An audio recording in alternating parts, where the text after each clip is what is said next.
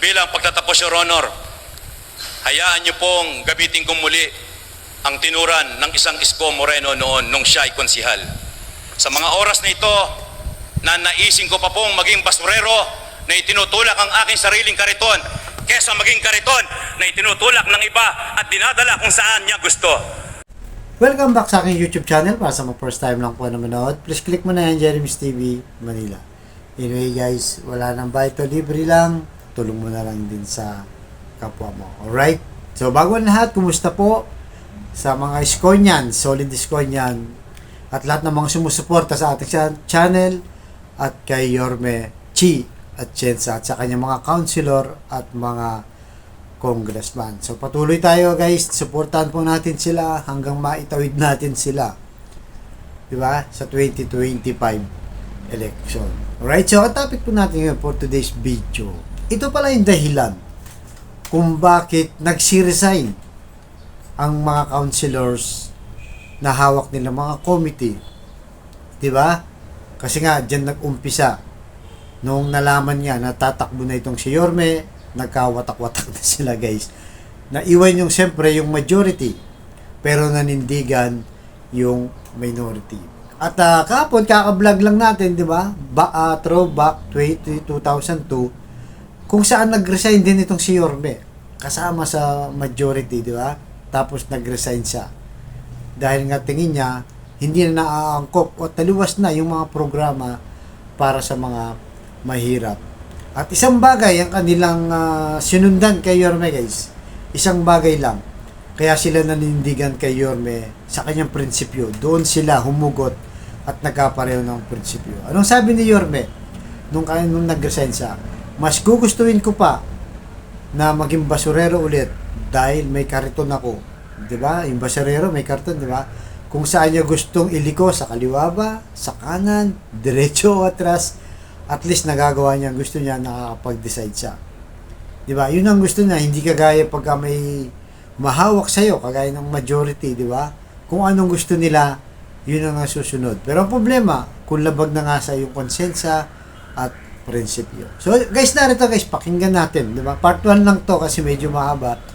Hatiin lang natin, susunod natin yung part 2. Kung saan, di ba, naglabas ng saloobin at yun na nga ay pinikap yung prinsipyo ni Yorme para lang sa taong bayan at isakripisyo ang kanilang mga privilege para sa kanilang posisyon. Alright guys, narito na.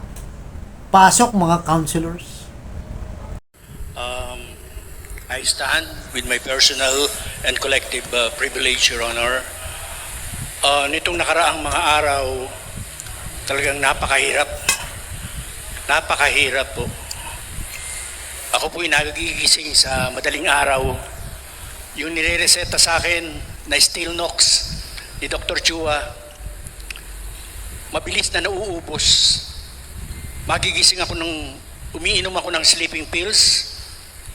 Magigising ako ng madaling araw, iinom na naman ako ng sleeping pills. Nagiging dalawa ng sleeping pills yung iniinom ko sa isang araw. Napakahirap. Para pong hiniharap ka na sinong mahal mo, tatay mo, nanay mo, pareho pong mahal. Walang maisagot ang aking bibig, parehong mahal. Pero dadating ang panahon na talagang titimbangin mo ang lahat. But of course, tao pa rin ang magsasalita. Tao pa rin. Sa mga kasamahan natin dito, nagmahalan tayo tinagturingan tayo ng magkakapatid. Lahat tayo magkakasama. But kailangan tayong gumawa ng desisyon na buong buo sa ating isip at buong buo sa ating puso. Alam natin ang kakaharapin, maraming masasaktan, maraming mawawalan. But kailangan tignan natin ang bukas. Ang bukas ang magsasabi na tama ka o mali ka. So sana po sa desisyon ko ito ay maging tama ang aking gagawin. Kaya ako po ay nagre-resign sa aking committee, which is ang turismo, arte at kultura. at ako'y sumasama sa minority group kung ako'y papayagan. So sana po ay manatili ang pagmamahalan nating mga magkakasama, manatili ang tiwala sa ating ng bayan, at panatilihin natin ang kaisipan na wala ang iba kundi ang pagmamahal sa ating lungsod na Maynila. Marami pong salamat. Collective and privilege speech lang po, Your Honor. Nalulungkot lang ako nung nakaraan kasi po, nagkaroon ng sesyon nang hindi po kami na-inform na kami po pala ay wala ng committee. Kaya po, ang dahilan kung ba't di kami nagpunta kahapon, sapagkat hindi naman din kami inimbita noong nakaraan. Ano naman ang aasahan ng iba para pumunta pa kami kahapon? Doon pa lamang po, kami po inabasos na. Sa bagay, okay lang naman po yun. Nangyari na po yan. Gusto ko lang din malaman ng iba, kung bakit kami hindi dumalo na kahapon. Sapagkat noong nakaraang sesyon, karapatan naming malaman, ngunit hindi kami inaibisuhan. Yun po yun, Your Honor. No, konting istorya lang po, Your Honor. Ako po yung laki sa hirap. No? Bilang laki sa hirap po, survival po kami roon. Para makakain. Ibigay survival, 10 taon pa lang ko kasi ako, kanya-kanya na kaming diskarte, paano mabubuhay ang pamilya namin, mabubuhay kami. Hanggang nagbibinata po ako, nakihado na tayo sa mga batang hudlom. Hindi ko naman okay nahihiya yung pinagdaanan ko. Yung mga batang hudlom po doon, yun po ay nanlalamang para lang makasurvive. Kailangan mong lamangan yung kapwa mo, kailangan mong gulangan yung kapwa mo para lang makasurvive ka at makita mo mayroon pang kinabukasan. Yun po yung ugali namin sa kalye. Kaya ako po hindi ko naman kinakaya. Dati po tayong hudlom na binigyan po ng pagkakataon ng Diyos at ng tao sa amin, sa Distrito 2, na pinagkatiwalaan ako maging konsihal. At tinupad ko naman po ang pagiging konsihal ko. Tinanggal ko po yung ugaling hudlom. Kaya po, Your Honor, ako po ay nag-resign sa aking committee ng Police, Fire, Peace and Order. At ako'y sumasama sa minority. Kaya po, Your Honor, naikwento ko lang po na ako po ay nanggaling sa pagiging hudlom na naging konsihal. Ipinagmamalaki ko po yun. Kesa po ngayon na konsihal na ang ugali ay hudlom. Salamat po. Magandang hapon po, Ginoong Pangulo. Diyos ang una. Minsan po, kailangan nating umalis at iwan ang iilan. Kung meron naman babalik para sa taong bayan. Masakit man po ang pangyayari, wala po tayong magagawa. Masakit man po ang pangyayari sa ating lahat at may kwento po tayong ganito, wala pong perpektong organisasyon, walang perpektong pamilya dahil walang perpektong tao. Wag na wag po tayong magkukumpara dahil kahit ang kambal may pinagkaiba.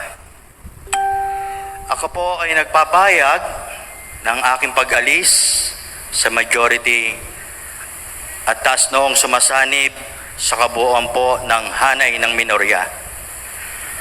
Nagbibitaw na rin po ako bilang chairman ng Committee ng Urban Poor dahil walang ibang magmamalasakit sa ating mga taga-Maynila kundi tayong kapwa Batang Maynila.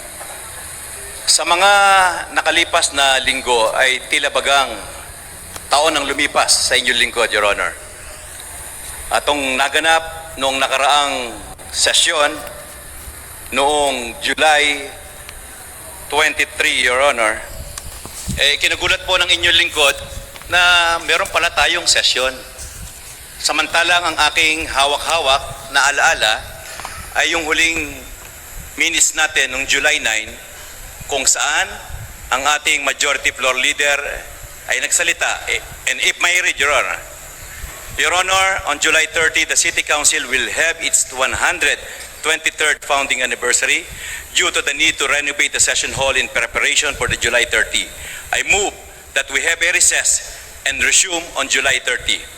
The presiding officer replied, there is a motion by the majority floor leader. Is there any objection? Hearing none, the motion is approved. It was 4 o'clock, 4:21 in the afternoon, Your Honor. Sa aking alaala, kapag tayo may pinag-usapan dito, ating pinagtibay ng susunod na sesyon ay magaganap sa July 30, that's plain and simple. That's very elementary to all of us. Tama ho yun. Subalit ikinagulat namin, noong July 23, ay biglang nagkaroon ng sesyon habang kaming lahat ay walang kaalaman. At ni abiso ay wala pong ipinarating sa aming mga tanggapan at mga staff. At nagulat na lang kami ng pagbukas namin ng aming mga cellphone ay nagkakaroon na ng session sa loob dito. Tila nahiya po ako sa sarili ko. Nahiya po ako sa sampalok. Sapagkat yung inihalal nilang konsihal na hindi naman ibinigay sa akin ng posisyon na ito na pinaghirapan ko ay walang kaalam-alam na meron palang sesyon na tila bagang hindi ko sila binibigyan ng halaga. Ang pinakamasama pa ho dito, Your Honor, hawak-hawak ko ngayon ng CP ng naganap na sesyon at nakalagay dito na ako kasama ng mga kasamahan ko ay tinatanggalan ng aming mga komite at officership ng konsehong ito. Tatanggapin naman namin yon ng harapan. Wag lang ng nakatalikod. Sapagkat sa ngayon, maaaring nasa inyo ang bilang. Pero ang hindi ko po dito maatim, Ginoong Tagapangulo, yun pong aking mga itinuturing na kaibigan at mga kasamahan sa mahabang panahon na ako'y nakasama nila ay makikita sa kasaysayan ng bansa na nakuhang magtaas ng kamay kapalit ng pagkatanggal ko sa aking officership at aking komite na pinamamahalaan. Kaakibat nito, Ginoong Tagapangulo, nasa harapan po ninyo ngayon ang ilan sa mga empleyadong walang trabaho ngayon. Maliban pa sa mga empleyadong nasa mga district office namin na nag-deliver ng mga serbisyo. Ilan lang po sila. Meron dyan ang nanay dinadialysis. Meron dyan may mga anak na pinag-aaral. Meron dyan ang anak na sa ospital. Ilan lang po ito sa mga hinaing na mga staff namin ngayon na nandyan at nakikinig. Masakit po. Pero tinatanggap po namin yon sapagkat ito ang mukha ng politika. Ang masakit lamang po sa inyong lingkod, ayoko na pong balikan ang CP na ito at makita ang mga pangalan ng aking mga kasamahan, ng aking mga minamahal na kaibigan na napilitang magtaas ng kamay kapalit ng walang trabaho ng aming mga staff. Kaya po, sa mga oras na ito, para hindi ko napabalikan at makikita pa sa siping ito ng mga kaituturing kong kaibigan ay napilitang magtaas ng kamay dahil sa politika kapalit ng pagkatanggal ng trabaho ng aking mga kasamahan. Ngayong oras na ito, I want to put it on record na si Konsehal JTB ay nagbibitiw bilang Assistant Majority Floor Leader at Chairman ng Games and Amusement. Para kapag napag-usapan ito, isang dekada, 2 dekada kung buhay pa po ang inyong lingkod, hindi ho kami magsusumbatan. At sinabi kong, ikaw naman, nagawa mo naman tanggalan ng trabaho yung mga staff ko. Parang hindi naman tayo magkakaibigan. Kaya ko po ginagawa ang opisyal na pagbibitiw ngayon sapagkat para mawala sa CP ng ating konseho ng mga kasamahan at kaibigan ko ay napilitang magtaas ng kamay kapalit ng pagkatanggal ng trabaho ng aming mga staff.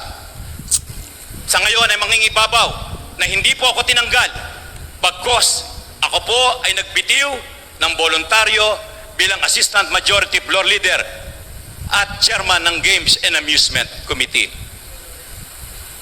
At bilang pagtatapos, Your Honor,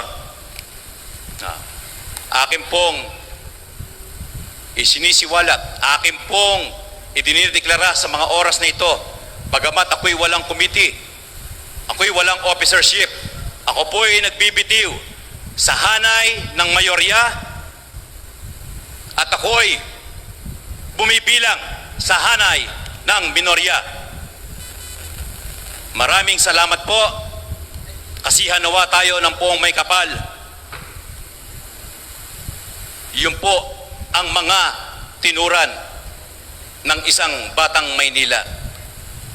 At bilang pagtatapos, Your Honor, Bawal pong pumalakpak. Bawal po. at bilang pagtatapos, Your Honor, hayaan niyo pong gamitin ko muli ang tinuran ng isang Isko Moreno noon nung siya ay konsihal. Sa mga oras na ito, na naising ko pa pong maging basurero na itinutulak ang aking sariling kariton kesa maging kariton na itinutulak ng iba at dinadala kung saan niya gusto. Ginagamit ko po ito sapagkat ang aking sinunod sa pagdidesisyon at pagsasalita ngayong hapon na ito ay ang aking konsensya at wala po akong sinunod. Muli po, magandang hapon sa inyong lahat at maraming salamat po sa pagkakataong binigay sa akin.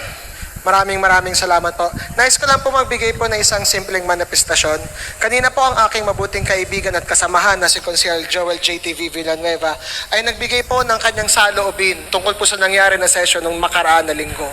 Lahat po ng konsehal dito po sa 12 City Council ay may karapatan po maglabas ng kanilang saloobin o opinion dahil yan po ay isang karapatan ng isang konsehal at dapat po nating respetuhin. Sana po dito po sa loob ng session hall manaig po ang pagiging konsehal natin dahil dito po sa session hall, hindi po tayo pula, hindi po tayo puti, hindi po tayo asul. Konsehal po tayo ng lungsod na Maynila. Yun lang po. Maraming salamat. Aking sinabi, I rise on a personal and collective privilege, Your Honor. Your Honor, nakakalungkot po ang nangyayari sa atin. Tayo po lahat dito ay kagalang-galang. Sana naman po, let us remain that way. Ang aming ini-air ay sentimiento po at hindi paninisi o kung ano paman. We all understand that these are all political practice, Your Honor. At nakahanda naman po kami. Ang sa amin lang po, sentimiento na hindi kami na-inform nung kami, when I was stripped of my chairmanship as a chairperson of the Committee on Livelihood, Your Honor. Sana I should have spared you of the agony of stripping us of our chairmanship, Your Honor. Kasi talaga naman pong kami ay magbibitiw. At this point in time, Your Honor, I am resigning as a member of the majority. And I am joining the minority group, Your Honor. And to put it on record, I am also resigning as a chairperson of the Committee on Livelihood, although you've long been done that, Your Honor. But I just want to put it on record, Your Honor. Hindi na po ako ang chairman ng Committee on Livelihood and as well as my vice chairmanship of the Committee on Health and my membership on all the other committees, Your Honor. Ang pakiusap ko lang po sana bilang mga kagalang-galang na konsehal ng Maynila, let us not put this city council in jeopardy, Your Honor. Bigyan niyo po kami ng kagalang-galang na mga desisyon. We, all of us, are still part of the 12 City Council, Your Honor. We have the right to be informed, we have the right to be notified, and we have the right to participate in every session that we have, Your Honor. Yun lamang po ang pakiusap ko.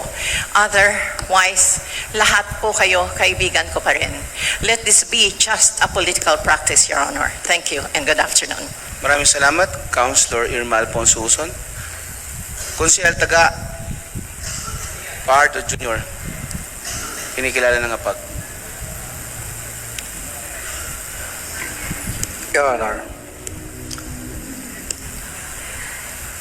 itong mga nakaraang araw, nakakalungkot isipin ang mga nangyayari sa konsehong ito.